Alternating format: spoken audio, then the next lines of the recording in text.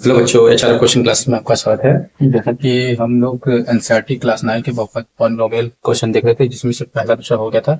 तीसरे क्वेश्चन में हम देखते हैं, कह रहा है 35 घात की द्विपद और 100 घात की एक पदी बहुपद लिखिए। सबसे पहले इसमें 35 घात की यानी एक्स के पावर या वेरिएबल कांस्टेंट नहीं, वेरिएबल के पावर कुछ भी हम लिख सकते हैं।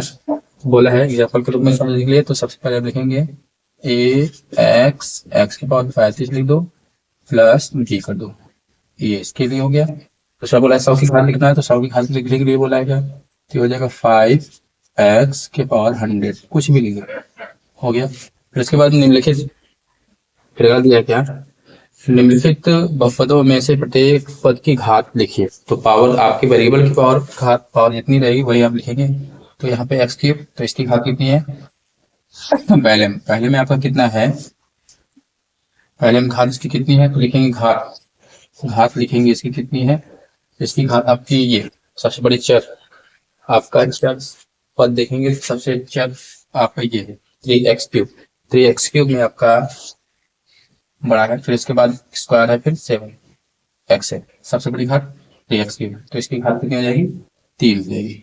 और इसमें वाई स्क्वायर है, यानी इसकी घात कितनी हो जाएगी, घात इसकी है आपकी 2। इसकी घात कितनी है, टी, टी में कुछ नहीं है तो एक लिखा जाता है, टी दिया है तो इसका एक मिलता है, एक इसकी घात कितनी हो जाएगी, एक हो जाएगी। तीन, तीन में मोस्ट टाइम भी है, ऑब्जेक्टिव में क्वेश्चन पूछे जाते हैं। तीन, तीन की घात कितनी है, यहाँ हम लिखेंगे 3 गुणे 1 लिखेंगे। तो हम फिर लिखेंगे इसको 3 गुणे, इसको लिख सकते हैं x की पावर 0, तो ये हो जाएगा कितना 3x0। तो की घात कितनी हो जाएगी, अब की घात 1 हो जाएगी। और क्योंकि हम जानते हैं x की पावर 0 का मान 1 होता है, ये याद रखना चाहिए। तो 3 की घात कितनी हो जाएगी, 0। पांचवा क्वेश्चन है, निम्नलिखित में कह रहा बताइए कि निम्नलिखित में से कौन कौन से पद हैं। तो अब यहाँ पद के हिसाब से बहुपद को पहचानना होगा। पद के हिसाब से बहुपद को पहचानने के लिए हम करेंगे क्या, एक इसमें 2 पद है तो लिखेंगे द्विपदीय बहुपद है। कैसा पद है, द्विपदीय,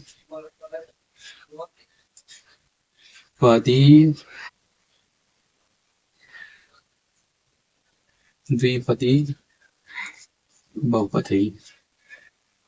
और ये कैसा बहुपद है, ये हमारा है द्विपदीय, ये भी है क्योंकि द्विपद इसमें भी है, द्विपदीय बहुपद। इसमें 3 पद है, 1 2 3, तो ये लिखेंगे त्रिपदीय बहुपद।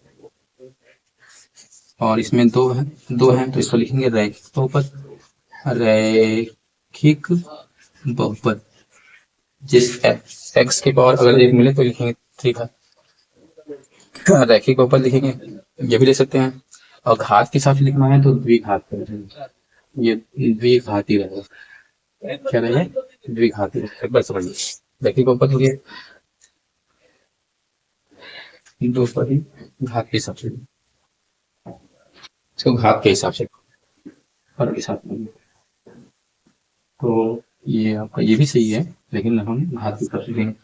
तो घात के कैसे हैं, एक दो पदी के हैं, घात के द्विघात लिखेंगे, द्विघात का बहुपद है ये भी द्विघात, त्रिघात का है ये, त्रिघात का बहुपद, द्विघात का बहुपद है।